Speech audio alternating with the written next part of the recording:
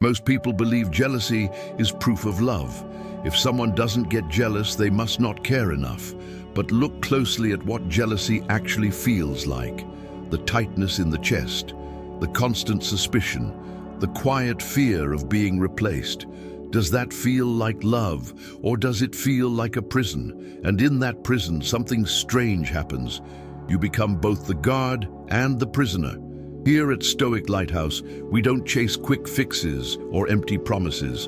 We search for clarity, direction, and inner calm in a chaotic world.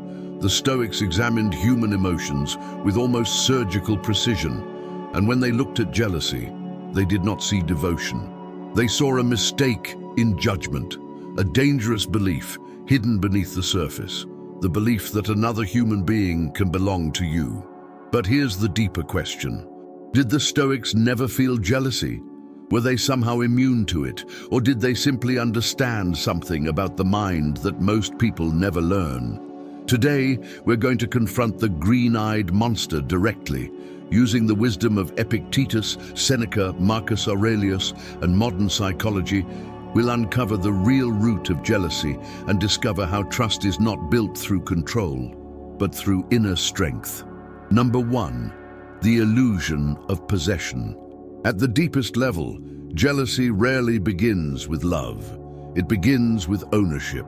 Jealousy whispers a quiet but dangerous sentence inside the mind: "You are mine." And the moment that imagined ownership feels threatened, even by something small, the mind goes into alarm. A glance across the room, a laugh during a conversation, a notification on a phone. Suddenly, the imagination begins building stories. Stories of betrayal, stories of abandonment, stories of humiliation. But the Stoics believed this entire chain reaction begins with a single false assumption, the assumption that another human being can belong to you.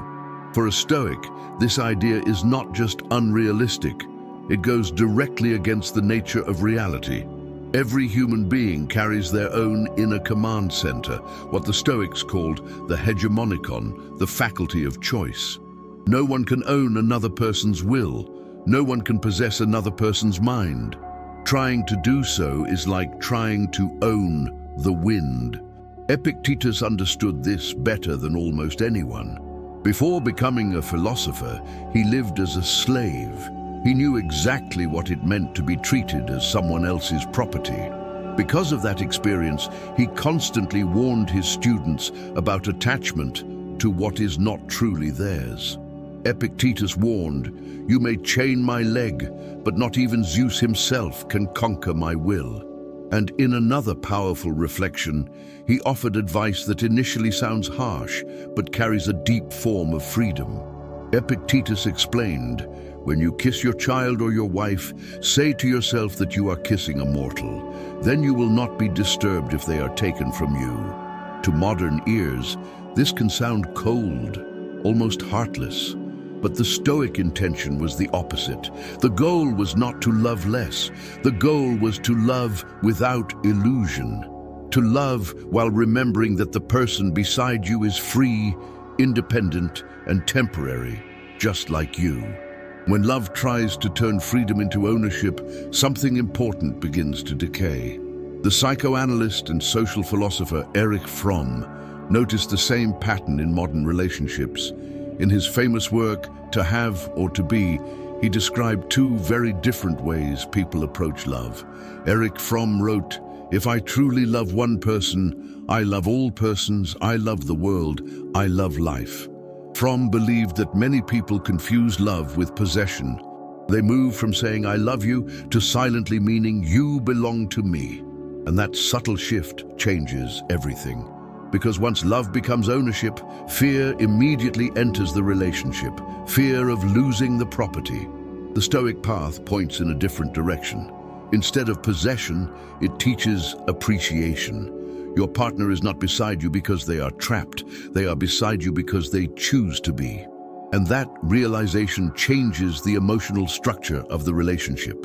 Because you do not need to tie down something that freely stays. Number 2. The mind that invents betrayal. What is jealousy if not fear projected into the future? Very often, nothing has actually happened. No betrayal, no deception, no abandonment. And yet the mind is already suffering. You see your partner speaking to someone, a simple conversation, a normal moment. But within seconds, the imagination begins to write a story where they prefer someone else, a story where you are replaced, a story where the relationship collapses. Jealousy is not always a reaction to reality. Many times, it is the imagination turning against its own owner. The Stoics noticed this tendency long before modern psychology existed. They understood that the human mind has a strange habit. It often suffers more from imagined futures than from present reality.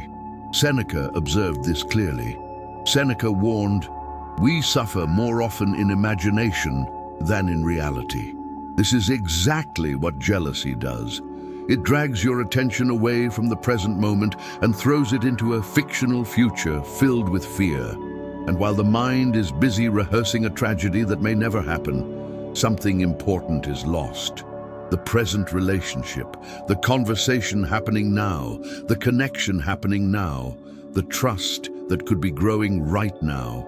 Jealousy quietly poisons the very thing it is trying to protect. Because suspicion changes the emotional atmosphere of a relationship. The more you interrogate, monitor, and doubt, the heavier the connection becomes. And ironically, that pressure can slowly push the other person away. In that sense, jealousy can become a self-fulfilling prophecy.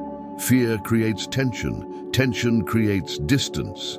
Distance creates exactly the loss the mind feared in the first place. If this way of understanding the mind and relationships resonates with you, it may be because you're not just looking for entertainment. You're trying to live with more awareness. This channel exists for exactly that reason.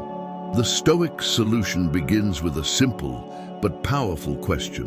What is actually happening right now? Not what might happen, not what the mind fears. What is real in this exact moment? Is betrayal happening in front of you at this second? If the answer is no, then the suffering is not coming from your partner, it is coming from your judgment. And if betrayal ever does happen in the future, the Stoic does not waste his life rehearsing that pain in advance.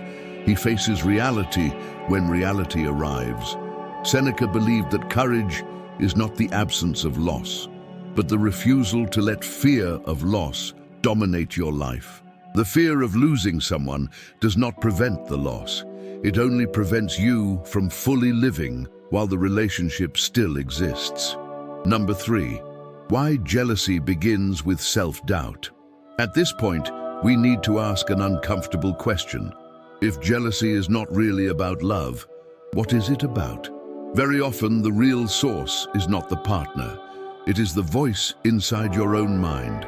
Jealousy frequently disguises itself as protection. It tells you that you are simply being careful, attentive, responsible for the relationship. But if you remove that mask, something more vulnerable appears underneath. Insecurity, the quiet fear that says, "I'm not enough, not attractive enough, not interesting enough, not successful enough.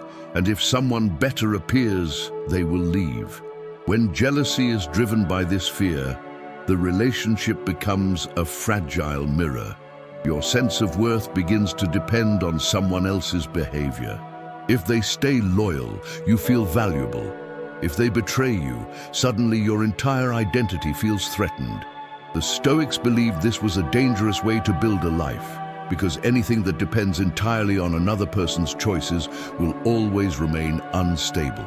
Marcus Aurelios reflected deeply on this human tendency to search for validation outside ourselves. Marcus Aurelios reflected, "The ambition to be admired by others is the confession that you do not value yourself." This idea can sound harsh at first, but its purpose is not criticism. Its purpose is liberation. If your value comes from your character, your judgment, and your actions, then no betrayal can take that away from you. Your dignity remains intact. Modern psychology arrives at a very similar conclusion. The psychologist Nathaniel Branden, one of the pioneers in the study of self-esteem, described self-worth in a way that aligns surprisingly well with Stoic philosophy. Nathaniel Branden explains, self-esteem is the reputation we acquire with ourselves. In other words, your true worth is not decided by applause or rejection. It is built through the relationship you develop with your own mind. When that inner foundation becomes stronger, jealousy begins to lose its power, because you no longer see yourself as someone who must be chosen in order to have value. You become someone who offers a relationship freely, not from need, but from strength. A Stoic does not cling to a partner out of fear of being alone. He offers his presence as a gift, and that mindset transforms the dynamic completely. Because when you know your own value, you no longer feel the need to watch someone like a security guard guarding a vault. You become calm, you become confident, and paradoxically, that inner stability often creates the kind of attraction and respect that jealousy was trying unsuccessfully to force. Number 4, the Stoic boundary of control. Now we arrive at one of the most practical ideas in Stoic philosophy, the dichotomy of control. This principle asks a simple but uncomfortable question: what is truly under your control and what is not? When jealousy appears, the mind immediately tries to control the external world. You feel the urge to check the phone, to question every detail, to monitor where someone goes and who they speak to. Sometimes it goes even further, trying to forbid friendships, trying to control social interactions, trying to eliminate every possible threat. But the Stoics saw this as a fundamental mistake. You cannot control another person's thoughts. You cannot control their desires. You cannot control whether they find someone else attractive. Trying to dominate these things is like trying to control the weather. It drains your energy, damages the relationship, and ultimately fails. Musonius Rufus, one of the most respected Stoic teachers in ancient Rome, believed that trust and character were the only stable foundation for a relationship. Without virtue, no amount of surveillance could create loyalty, and with virtue, surveillance becomes unnecessary. The Stoic perspective shifts the focus away from controlling the other person and places it back where it belongs. On yourself. You control whether you are honest. You control whether you are loyal. You control whether you bring kindness, intelligence, and integrity into the relationship. Those are the only levers that truly belong to you. Modern relationship psychology reaches a similar conclusion. Dr. Janet Voititz, who studied dysfunctional relationship dynamics, observed a powerful paradox about control. Dr. Janet Voititz explains, the more you try to control someone, the more they feel suffocated and the more they will try to escape. Control creates resistance. Freedom creates space. And space allows genuine loyalty to exist. The Stoic understands this paradox deeply. Instead of trying to control the external world, he strengthens the only domain he truly governs, his own character. He becomes the best partner he can be, honest, reliable, respectful, present. And if the other person still chooses to betray that trust, the Stoic does not collapse, because he knows something important. He fulfilled his role with excellence. The failure belongs to the one who abandoned virtue, not the one who practiced it. When you release the illusion of controlling others, something surprising happens. You stop living in constant tension, and that calm creates the only environment where real love can breathe. Number 5. Love without chains. If jealousy is built on fear and possession, then an important question emerges. What does love look like when it is guided by wisdom instead of fear? For the Stoics, love is not ownership. It is benevolence. It is the sincere desire for the other person's good. This idea is deeper than it first appears, because many relationships are quietly driven by a hidden form of self-interest. Sometimes what we call love is simply the fear of loneliness. Sometimes it is the need for validation. Sometimes it is the desire to feel chosen. But Stoic love aims at something higher. It asks you to care about the flourishing of the other person, not merely their usefulness to your emotional comfort. That requires a different kind of strength, a strength that is rooted in inner stability rather than emotional dependency. One Stoic thinker expressed this idea in a remarkably simple way. Epictetus of Rhodes said, "If you wish to be loved, love." At first glance, this sounds obvious, but Epictetus was pointing towards something profound. Love is not something you secure through control. It is something you cultivate through character, trust, respect, freedom. These are the conditions where love naturally grows. Interestingly, a similar insight appears in Eastern philosophy. The mystic Osho once used a beautiful metaphor to describe the difference between possession and appreciation. Osho explained, "If you love a flower, don't pick it, because if you pick it, it dies, and it ceases to be what you love. So if you love a flower, let it be." The metaphor is simple but powerful. Possession destroys what appreciation protects. The Stoics practiced something called apatheia. Many people misunderstand this word as emotional coldness, but that is not what it means. Apatheia means freedom from destructive passions. It means loving without being enslaved by fear, panic, or obsession. The Stoic does not stop loving deeply. Instead, he loves courageously. He loves while recognizing the freedom of the other person.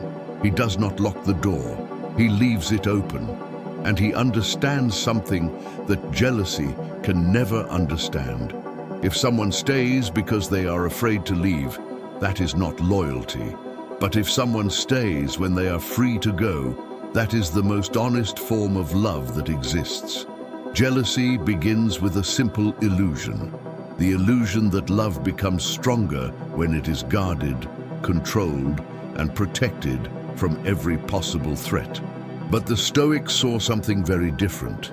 They understood that jealousy is not the protector of love. It is often the silent force that suffocates it. Throughout this reflection, we uncovered something important. Jealousy grows from the belief that we can possess another person, from the mind's habit of inventing painful futures, from the insecurity that places our value in someone else's hands, and from the exhausting attempt to control what was never ours to control. The Stoic path offers a different way. Instead of possession, appreciation. Instead of fear of the future, presence in the moment. Instead of insecurity, self-respect. Instead of control, freedom. A Stoic does not hold someone captive inside a relationship. He strengthens his own character and leaves the door open. And paradoxically, that freedom often creates something much stronger than control ever could: trust. Because when someone stays while they are free to leave, their presence becomes real, not forced, not negotiated, but chosen. Everything external can be taken from you, but the strength of your character remains yours.